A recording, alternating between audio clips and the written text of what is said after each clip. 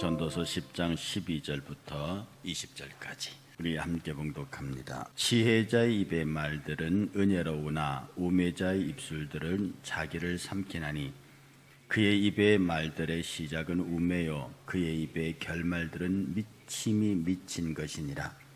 우매한 자는 말을 많이 하거니와 사람은 장래일을 알지 못하나니 나중에 일어난 일을 누가 그에게 알리리요. 우매한 자들의 수고는 자신을 피곤하게 할 뿐 아니라 그들은 성읍에 들어갈 줄도 알지 못함이니라. 왕은 어리고 대신들은 아침부터 잔치하는 나라여 내게 화가 있도다. 왕은 귀족들의 아들이요 대신들은 취하지 아니하고 기력을 보하려고 정한 때에 먹는 나라여 내게 복이 있도다. 게으른즉 석가래가 내려앉고 손을 놓은즉 집이 새느니라. 잔치는 희락을 위하여 베푸는 것이요 포도주는 생명을 기쁘게 하는 것이나 돈은 범사에 이용되느니라. 심중이라도 왕을 저주하지 말며 침실에서라도 부자를 저주하지 말라. 공중의 새가 그 소리를 전하고 날짐승이 그 일을 전파할 것임이니라. 아멘. 아마 다음 주부터는 이 잠언, 이 전도서가 끝이 납니다. 이번 주에요. 여러분 집에서 토요일과 일요일 나머지 잠언서 11장과 12장을 전도서 11장과 12장을 보시게 되겠는데요. 이 전도서 그리고 잠언서를 포함해서 끝없이 우리에게 주지하는 바는 우매한 자, 지혜자에 대한 경고보다, 지혜자에 대한 축복보다 우매자에 대한 경고가 더 많습니다. 왜냐하면 결국 우리 사회가 우매한 자가 저지르는 일, 어제도 말씀드렸듯이 더럽고 탁하고 추한 것이 맑고 깨끗하고 순수한 것들을 더 빨리 오염시키고 더 영향력이 크다고 하는 면에서 10사람의 의인이 전체의 도성을 살릴 수도 있지만 한 사람의 악인이 전체 도성을 물들이게 할 수도 있다고 하는 이런 입장에서 오늘 지혜자는 끝없이 그 우매자에 대한 걱정과 염려로 가득 차 있습니다. 특별히 우매자의 그 우매한 행동 가운데 막 때려 부시거나 폭력이나 이런 것에 대한 지혜자의 걱정보다는 우매자의 말, 우매자의 심중, 이것에 오늘 이 글을 기록한 지혜자가 그 모든 것을 집중하고 있습니다. 사실은 가장 초보적인 것이 말입니다. 아이가 맨 먼저 배우는 것이 말이에요. 그런데 이 세상의 모든 큰 일을 일으키는 것도 다 말입니다. 다 말 한마디가 말이 사건을 만들고 사고를 만들고 그리고 비극을 만들게 되는 거죠. 나라 간의 전쟁도 말에서 시작합니다. 개인의 전쟁도 그러하고요. 그러니 우리가 어떻게 해야 지혜자의 말을 하고 어떻게 해야 우매자의 말을 하는 것인가를 그걸 그렇게 할 줄 알고 그걸 구분할 줄 아는 그런 사람이 됐을 때 어쩌면 이 전도서의 저자는 그 사람이 바로 지혜자다 그렇게 이야기를 하는 겁니다. 14절에 우매한 자는 말을 많이 하거니와 그런데 말을 많이 하는데 쓸데있는 말이 하나도 없다는 뜻입니다. 주로 이 우매자들이 하는 말이 사람들의 처신과 하는 일들과 그런 것들에 대한 간섭이요 자기에 대한 판단보다 타인에 대한 판단이 많기 때문에 지극히 미래적인 이야기들이 많습니다. 그러나 아무리 말을 많이 하는 사람, 잘하는 사람이라 할지라도 그가 어떻게 사람의 미래를 알 수 있겠습니까? 그래서 말이 많은 사람, 그 중에도 쓸 말이 없는 사람, 우매자의 특징이라는 것이죠. 그래서 우매자들의 수고는 15절 우매자들의 수고는 자신들을 피곤하게 할 뿐 아니라 그들은 성읍에 들어갈 줄도 알지 못한다. 말을 많이 하고 그 말에 따르는 무엇인가 액션이 있는 것 같긴 하지만 그것은 자신을 피곤하게 하는 무익하다는 뜻입니다. 자신에게는 전혀 무익합니다. 그리고 성읍에 들어갈 줄도 알지 못하는 이건 가장 기본적인 것도 못한다는 뜻입니다. 말이 말을 많이 하는 사람들의 숨겨진 특징 하나가 겉으로는 그를 그 말로 꾸미고 있는 듯 하나 실제로 그는 성읍에 들어간 아주 기본적인 것도 하지 않거나 못하는 사람이라는 뜻입니다. 자, 우매한 자의 이야기를 잠깐 거치고 다시 왕과 대신의 이야기로 돌아옵니다. 왕은 어리고 대신들은 아침부터 잔치하는 나라에 내게 화가 있다.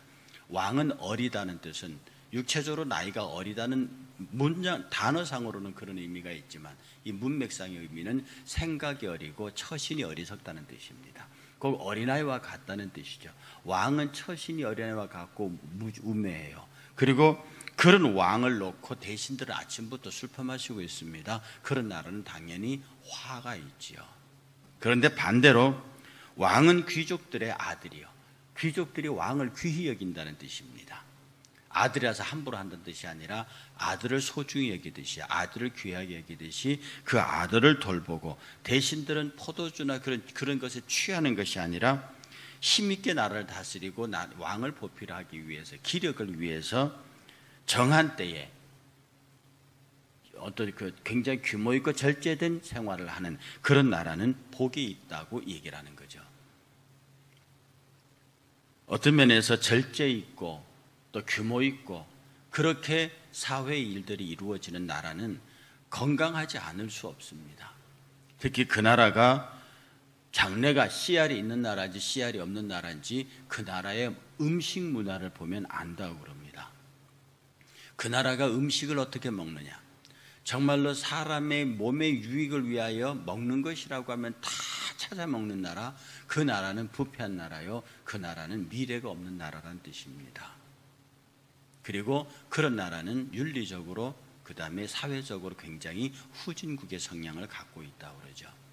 그러니까 여러분들 우리가 한때 한참 공격받아서 보신탕 얘기, 그 다음에 혐오식품을 먹는 얘기, 이런 것들이 지금은 우리가 많이 벗어났습니다만 왜 선진국들이 이런 것들을 우리에게 공격했느냐 하면 보신탕을 먹는 것 자체가 그들은 말고기를 먹는단 말입니다. 그리고 우리가 먹지 않는 것을 그들이 먹어요. 식생활에 대한 이해로 그걸 맞붙으면 이건 설명이 되지 않습니다.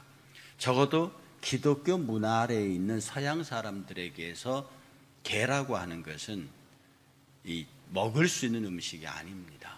우리에게서는 우리 식생활 문화 그건 전혀 다르죠. 그러니까 식생활 문화끼리를 부딪히면 문화 대 문화의 충돌이기 때문에 그건 이해하지 못합니다. 그러나 그쪽 입장에서 이걸 보면 너무나 당연시 않는 미개한 민족으로 보인다는 거죠.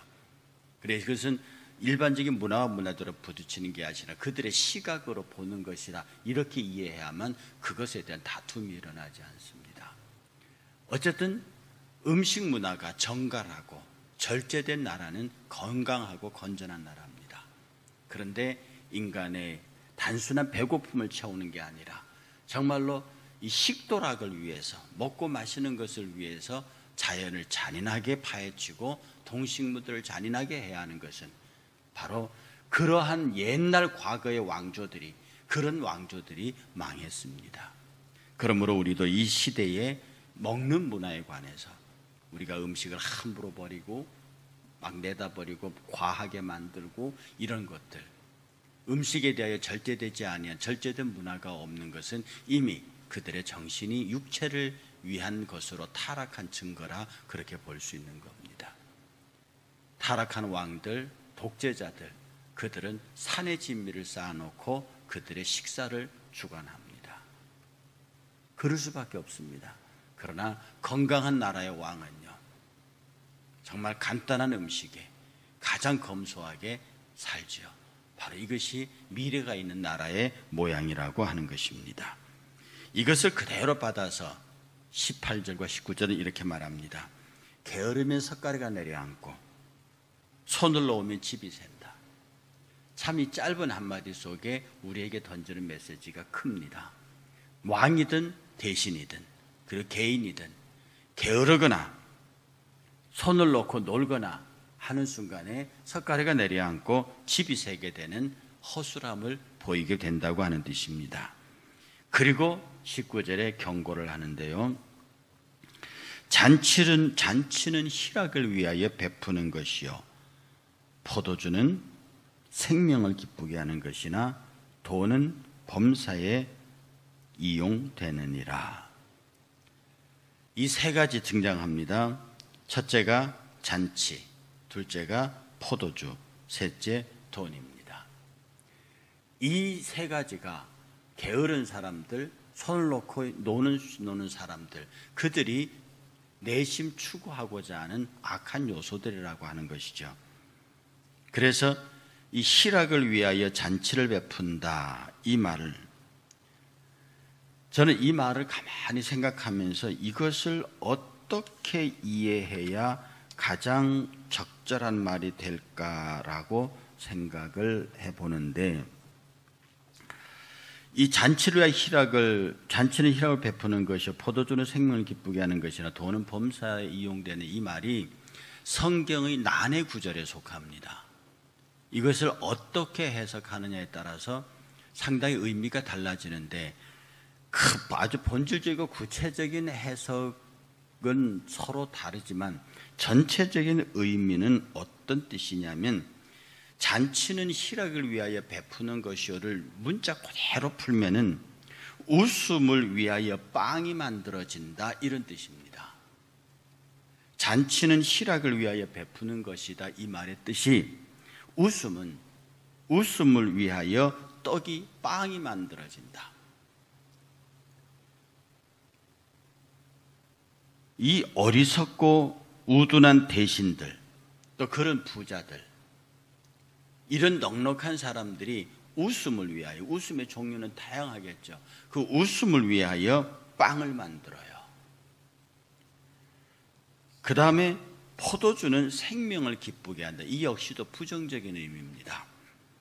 환락과 기쁨을 위해서 마시는 포도주란 뜻이에요.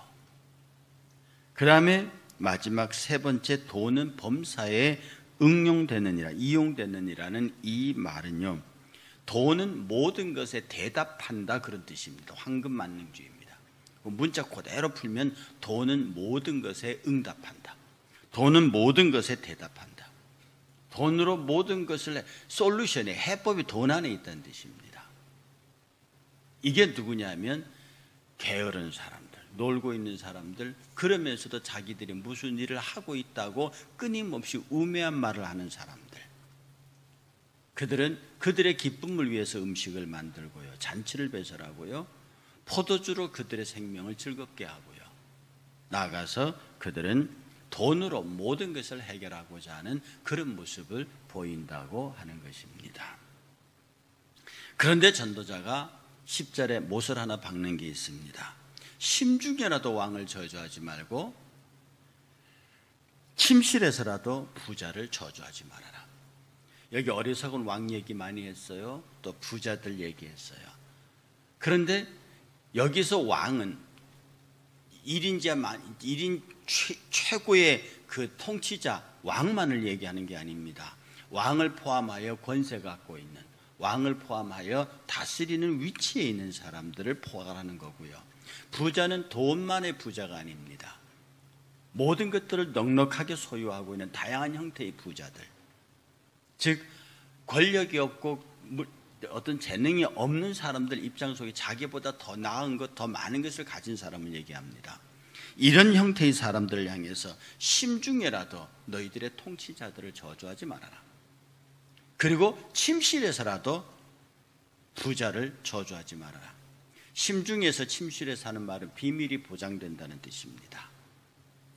나 혼자 심중에 사는 말을 누가 알겠습니까? 내가 침실에서 하는 말을 누가 듣겠습니까? 그런데 말하기를 공중의 새가 그 소리를 전하고 날짐승이 그 일을 전파할 것이다. 낮에 말은 새가 듣고 밤에 말은 쥐가 듣는다, 이 말이죠. 비록 어리석고 우매한 왕들이 있고 그렇다고 잘못된 부자들이 할지라도 그들이 각각 갖고 있는 권위가 있다. 하나님께서 왕을 세우셨어요. 하나님께서 그에게 재능과 여러 가지 모양의 부자가 되게 하셨어요. 하나님이 하신 것에 관하여 그 권위가 함부로 훼손되는 것은 또한 주의 뜻이 아닙니다. 그러니 우리가 정권을 향하여, 우리 회사 사장님을 향하여 말할 때 대단히 조심해야 합니다. 하지 말라는 뜻이 아닙니다. 저주하지 말라는 뜻이죠. 정확하게 논쟁하고 정확하게 어떤 사리와 원리를 따라서 이야기하고 항변하는 것은 가합니다. 그러나 저주의 구판을 벌리면 안 된다는 뜻입니다. 지금 우리가 굉장히 어려운 시국을 보는 것도 저주의 국면을 보기 때문입니다. 우리가 안타까운 것은 저게 시위인지 저주인지, 저게 대화인지 저주인지 우리가 봐도 보이는 이런 일들이 아무렇지도 않는 듯 진행되고 있습니다. 여야를 떠나서, 부자와 소위 사장과 노동자를 떠나서 모두가 다 쓰고 있는 용어들이 극단적이고 잔인합니다. 이런 사회가 바로 우매자들의 시대입니다. 지혜자들이 손과 발을 펼 수 있는 자리가 아무데도 없다고 하는 뜻입니다. 우리가 이 전도서를 쭉 읽으면서요, 우리가 우매자의 그룹에 들어갈 수 있는 가능성이 너무도 많다는 사실에 굉장히 옷깃을 여며야 합니다. 나는 항상 지혜롭고 나는 항상 의롭고 나는 항상 옳다고 하는 사람들이 가장 우매자의 편에 가 있음을 전도서를 통해서 깨달으셔야 합니다. 정말 지혜자는 내가 언제나 실수할 수 있다. 정말 지혜자는 나는 언제나 부족한 사람이다. 정말 지혜자는 내게 모든 가능성이 있다라고 열린 자세를 취하는 반면에, 우매자들은 나는 항상 옳고 나는 항상 바르며 나는 항상 정당하고 내가 하는 모든 일들은 틀리지 않다고 하는 그런 생각을 갖고 있습니다. 그것이 바로 왕이면 나라는 불행해지고 개인이면 그 삶이 고통스럽다는 뜻입니다. 지혜자는 모든 것이 헛되고 헛되니 헛되고 헛되도다. 이 말을 뒤집어야 합니다. 모든 것이 귀하고 귀하니 모든 것이 귀하고 귀하다. 지혜자의 시각으로 살 것이냐, 우매자의 시각으로 살 것이냐. 그러므로 전도서를 읽은 사람들의 결론이 헛되고 헛되니 헛되고 헛되도다가 아닙니다. 귀하고 귀하니 귀하고 귀하도다. 하나님께서 우리에게 주신 모든 것, 내가 지혜자로 살면, 내가 하나님의 사람 지혜자로 살면 모든 것이 귀하고 귀하니 모든 것이 귀하고 귀하도다.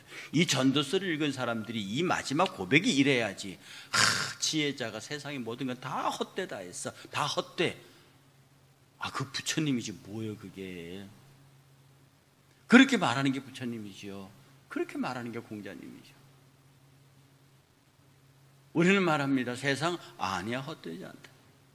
이 세상은 정말 살만한 가치가 있다. 세상 사람들은 먹고 마시고 부어라 마시, 그래서 즐겁고 살만한지 몰라도 크리스찬들이 바라보는 이 세상은 정말 살만한 가치가 있다. 내가 살아있음이 너무 행복하다. 그리고 주께서 내게 주신 모든 것이 귀하고 귀하다. 이 고백이 전도서를 통해서 나와야 하는 거예요. 근데 전도서의 지혜자는 우리에게 말하기를 모든 것이 헛되다가, 이 세상 헛됩니까? 아니죠. 우리가 사는 세상에 헛되면 안 됩니다. 특히 십자가의 은혜와 보혈 아래 사는 사람들의 이 세상은요, 너무 살만하고 재미있고 너무 신나는 것이 이 세상이에요. 그래서 우리가 죽기 싫은 겁니다. 그것은 돼지우리의 뒹굴어도 이승이 나와서 그런 게 아닙니다. 이 세상에서 하나님이 주신 것이 너무 좋습니다. 이 세상에 살게 하시는 하나님의 사랑이 너무 좋습니다. 그래서 천국 오라 하면 더 좋은 것이지만, 이 세상에 사는 것도 내가 조금이라도 더 살아서 하나님의 나라와 그 영광을 위해서 더 열심히 더 많은 것으로, 내가 훗날 주의 나라에 갔을 때 내가 주의 나라로 옮겨놓은 것이 많기를 위해서 이 세상 살아가는 게 너무 신난단 말입니다. 한 사람에게라도 복음을 더 전하는 시간이 필요해요. 조금이라도 주를 위해서 일할 수 있는 힘과 기력이 필요해요. 그러니 내가 살아있는 시간이 즐겁고 내가 산다는 것이 신나는 겁니다. 여러분, 이 세상은 정말로 살만한 거예요. 정말로 귀한 거예요. 헛되고 헛되니 헛되고 헛되도라는 이 고백에서 시작해서 지혜자의 마지막 고백은 귀하고 귀하니 모든 것이 귀하다. 여러분의 삶에 손으로 만져주고 눈으로 보고 발에 밟히는 모든 것들이 정말로 귀하고 아름답고 복된 것으로 믿음 안에서 승리하시기를 주의 이름으로 축복합니다.